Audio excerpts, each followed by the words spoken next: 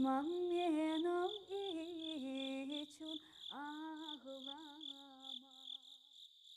Welcome back, listeners, to Sandman Stories Presents, a folklore podcast where I read you to sleep or until the next story. I'm your host, Dustin. If you want more Sandman, I have extra stories that are too spicy for the main feed available on my Patreon. You can even join at the free tier and get everything. Today we are back in the book of Turkish folklore written down by Kunos. In today's story, we learn about what it means to be sad. We also learn why it's important not to snitch on the magic bird that ruined your coffee shop. Okay, let's begin. The Bird of Sorrow. In very remote times there lived a padishah. His daughter was so fond of her nanny that she scarcely ever left his side. One day, seeing the nanny deep in thought, the sultana asked, "What are you thinking of?" "I'm sad," answered the nanny. "What is sadness?" asked the sultana. "I want it too." "Okay," said the nanny, and she went to the market, where she bought a sorrow bird in a cage. She gave it to the maiden, who was so happy that she played with the creature all day long. Some time later, the sultana went to the zoo. She took the bird with her, as she hung its cage upon the branch of a tree. Suddenly the bird said, "Set me free for a little while, sultana, so that I may play with the other birds. I will return, I promise." The sultana then set the bird free. A few hours later, while the sultana was sauntering idly about in the park, the bird returned, seized its mistress, and flew off to the top of a high mountain. "Behold, this is sadness," said the bird, "and there will be more." Saying this, he flew away. The sultana, now hungry and thirsty, wandered until she met a herder, and she traded clothes with him so that she could disguise herself as a man for better protection. The herder was happy to have her fine clothes, and felt more beautiful than ever. After wandering for a long time, she came to a village. There she found a coffee house, entered, and asked to be hired as a barista. The boss, thinking that this young man needed a job, hired her, and then went home, leaving her in charge of the cafe. After closing up shop, the girl lay down to sleep. Around midnight, the sorrow bird appeared, broke all the cups and saucers and hookahs in the place, woke up the maiden and said, "Behold, this is sadness, and there will be more." Having spoken again, he flew away. All night long the poor girl lay thinking about what she could tell her boss the next day. In the morning the owner returned, and seeing the damage done, beat his assistant severely and drove her away. Her eyes filled with bitter tears, and she set out once more. Before long, she arrived at a tailor's shop. The holy day of Bayram was coming up soon, and the tailor was very busy taking orders from the palace. He was in need of an extra hand, and he hired the youth. After a few days, the tailor went on a trip, leaving the sultana alone in the house. When evening came, she closed up shop and went to bed. At midnight, the bird came again, tore up all the clothes, and woke up the girl, saying, "Behold, this is sadness, and there will be more." And he flew off again. The next morning, the master, who saw the shredded clothes, called his assistant into account. Since the girl had no answer, her master beat her soundly and sent her away. Weeping bitterly, she set out again, and by came to a fringe-maker's shop, where she was taken in. Being left alone again, she fell asleep. The sorrow bird reappeared, tore up the fringes, woke the girl, made his customary speech, and flew away like before. When the master returned the next morning and saw the mess, he beat his assistant more cruelly than ever, and then fired her. Overwhelmed with grief, the unhappy maiden again went away. Feeling sure that the sorrow bird would give her no peace, she went into a mountain pass. There she lived in seclusion for many days, suffering the pangs of hunger and thirst, and in constant fear of the wild beasts that haunted that region. Her nights were spent sleeping in a tree. One day, a prince was out hunting, and he spied the girl in the tree. Mistaking her for a bird, he shot an arrow, but it missed and stuck in the tree. He walked up to retrieve his arrow, when he saw what he thought was a bird appeared to be a man. "Are you a good spirit or a bad spirit?" he called out. "Neither good nor bad," was the response, "but a human like you." Then the prince helped her climb down from the tree and took the strange shepherd to the palace. After bathing, she put on women's clothing. Then the prince saw that she was as beautiful as the moon and immediately fell in love with her. Without delay, he looked for his father to ask his permission to marry her. The padishah ordered the maiden to be brought before him, and when he saw her, her kindness and beauty melted his heart. They were immediately engaged, and at the end of a festival lasting 40 days and 40 nights, the wedding was held.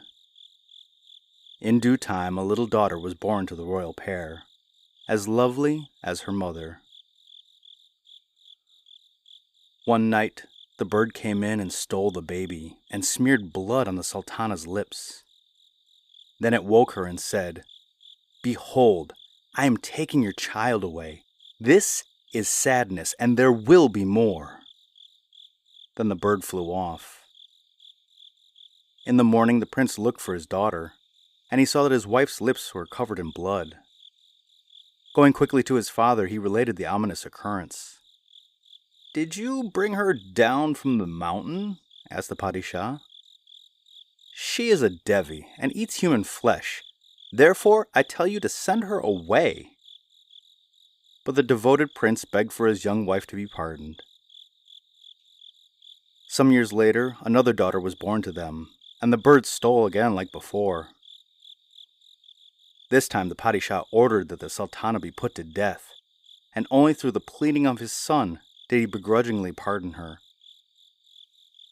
Time passed, and eventually a son was born. The prince feared that this child would also disappear, and his beloved wife would surely be put to death. Determined not to let this happen, he tried his best to stay awake all night. Try as he might, the prince was eventually won over by the Sandman and fell asleep. That night the bird returned, stole the babe, smeared the sultana's lips with blood, and flew away. When the poor sultana woke up and discovered her terrible loss, she wept bitterly. And when the prince woke up and found his child missing and his wife's mouth covered with blood, he hastened to his father with the awful truth. The padishah, in a violent rage, again condemned the woman to death. The executioners were summoned. They bound her hands behind her and led her to the execution chamber. But they were so charmed by her kindness that they said to her, "We cannot find it in our hearts to kill you. Go away, and do not return to the palace."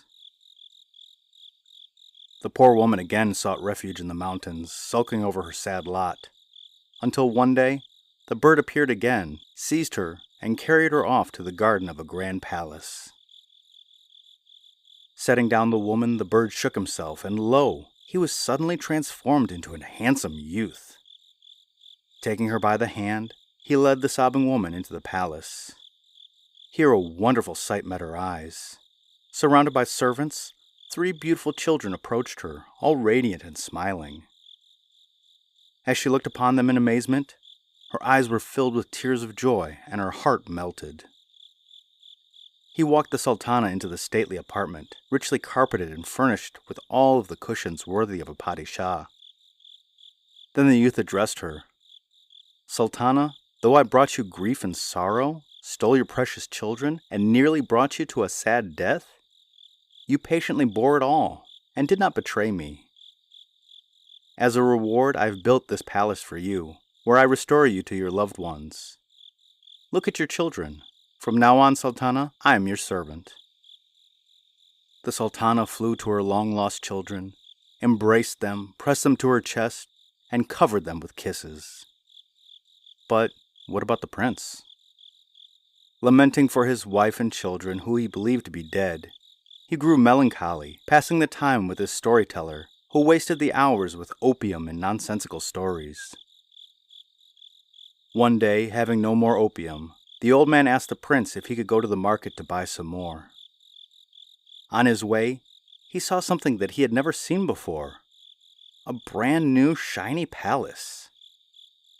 "That is remarkable," thought the old fellow. "I walk this street every day, but this is the first time I have seen this palace. When was it built? I must find out." The Sultana happened to be at one of the windows and caught sight of her husband's storyteller. Her servant, formerly the Sorrow Bird, suggested respectfully, "What do you say about playing a trick on the prince's old storyteller?" At this, he threw a magic rose at the feet of the graybeard. The man picked it up, inhaled its exquisite perfume, and muttered to himself, "If your rose smells so beautiful, you must smell amazing." So instead of going home, he entered the palace. The prince grew worried when the old man failed to return. He sent his Lala to look for him. When the Lala got to the palace, he noticed that the door had been left open intentionally by the bird. He slipped inside. A harem of servants greeted him and led him upstairs. At the top landing, he was passed to the magic servant, who asked him to take off his robe and hat and follow him. The robe came off easily, but the Lala was flabbergasted to find that no matter how hard he tried, he was unable to remove his fez. At this, the magician kicked him out for refusing to take off his fez. The Lala was then thrown out on his ear. No sooner had he landed on his rump than his fez fell off and rolled into the street. Meanwhile, the prince was concerned that his Lala had not returned, so he sent out his eunuchs after him. The eunuch met both on the road and demanded to know what trouble they had gotten into. The storyteller answered somewhat enigmatically, "If a rose falls from that window, do not smell it, or the trouble will be your own making." And the Lala warned him no less mysteriously, "When you enter that palace, be sure to take off your fez at the door." The eunuch thought that the behavior of his companions was a bit strange, but brushing aside their warnings, he entered the palace. Inside, he was ordered to don a caftan before going upstairs. He started to undress so he could wear the caftan, but he discovered that his pants refused to come off. Consequently, he was unceremoniously thrown out of the palace. He had just landed outside when his pants flew off and landed next to him. The prince, unable to wait any longer, set out to discover what had happened to the men. On the way, he met all three, who counseled him in an excited manner. "If a rose is thrown at you, be careful not to smell it. When you enter, be sure to take off your fez at the door. And before you take the stairs, take off your pants." The prince was thoroughly puzzled at such strange advice. Yet straightway, he went to the palace and disappeared through the doorway. Unlike his servants, the prince was received with honor and respect, and taken to a great hall. Here a lady of remarkable talents, surrounded by 3 adorable children, greeted him. He did not recognize any of them. The lady gave her oldest child a stool, the second a towel, and the youngest a tray. She set a bowl onto the tray. She put a pear into the bowl along with a spoon. This was odd because pears were normally eaten by hand. The eldest put the stool on the floor, the second offered the towel, and the youngest sat down in the bowl. The prince then asked the children, "How long has it been the custom to eat pears with a spoon?"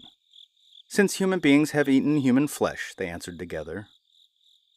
This struck a chord with the prince. The past flashed before the prince's eyes. Then the magician appeared and cried, "O prince, behold your sultana! Behold your children, too!" They all fell on each other's necks, weeping for joy. The magician continued, "My Shahzada, I am your servant. If, however, you wish to set me free, I will return to my own parents." Overflowing with gratitude for their reunion, they immediately set the magician's servant free and prepared a new festival, happy in the knowledge that from then on they would never be apart. The end. Ey kız senin sevginden yosman yüreğim yaralandı. Yosman yüreğim yaralandı. Atma da beni, vurma da beni. Wow, that one was sad for most of the story. It reminds me of another story of sadness and a poor maiden forced to endure a lot of pain. I think it was in the Armenian tales, or possibly the Georgian tales, or maybe even the Brazilian tales. At this point, I'm not even sure. One of my excellent listeners will remember. And I like the happy ending that the bird wasn't really a bad guy, he just wanted her to know sorrow and sadness. And there are about 20 more stories in this book, so expect it to go on until about 2030. Wow, that date looks strange to type. And the podcast shout out is to the China Lore Podcast. You want somebody to read the Chinese classics for you and tell you the background and extras? Then this is the pod for you. John knows his stuff and has been making the podcast since 2014, a very early adapter. And so if you want the Chinese classics read by a talented storyteller, give him a like, a listen, and a review.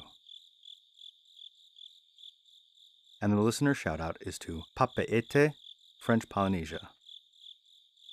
You might know this group of islands better as Tahiti and Friends. It is the birthplace of the painter Gauguin. Here's Google's take on it. Papeete, on Tahiti, is the capital of French Polynesia, a group of islands in the South Pacific.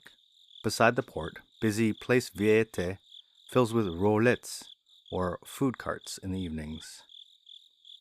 Nearby, the large Marche de Pépite market sells local produce, fish, and handicrafts.